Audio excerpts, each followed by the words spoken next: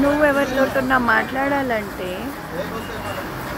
నీ మూడ్ తోటియో నీ ఫీలింగ్స్ తోటియో పనేముండదు. అంటే అదేం అవసరం లేదు.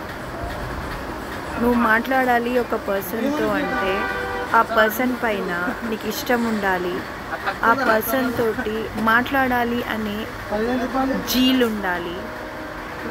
ఆ పర్సన్ అంటే ఆ పర్సన్ని చూస్తే నువ్వు డెస్పరేట్ అవ్వాలి. కానీ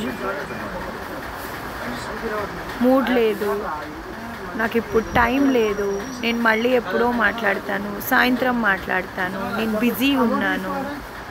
నువ్వు నిజంగా ఆ పర్సన్ అంటే నువ్వు నిజంగా ఆ పర్సన్ అంటే ఇష్టం ఉంటే నువ్వు బిజీ ఉన్నా ఏమున్నా సరే ఆ పర్సన్తో మాట్లాడు.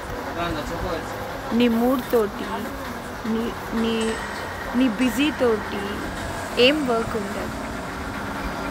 నువ్వు ఎలాగో ఒకలాగా ఏదో రకంగా 24 అవర్స్లో 25 సెకండ్స్ లేకపోతే 60 సెకండ్స్ ఏదో విధంగా నువ్వు తీసుకుంటావు. నువ్వు ఎంత బిజీ ఉన్నా సరే నీకు మాట్లాడాలి అని లోపల నుంచి ఇంటెన్షన్ ఉంటే జస్ట్ ఒక మెసేజ్ అన్నా చేస్తావు. బట్ నాకు టైం లేదు, నాకు మూడ్ లేదు అని అన్నావు అంటే ఆ పర్సన్ అంటే నీకు ఇంట్రెస్ట్ లేదు. ఆ పర్సన్ తోటే అంటే ఆపోజిట్ పర్సన్ తోటే నీ రిలేషన్ అనేది కంటిన్యూ అవుతుంది. అలాంటి అంటే ఆలోచించు. నేను బ్రేకప్ చెప్పుకోండి అని నేను అనట్లేదు.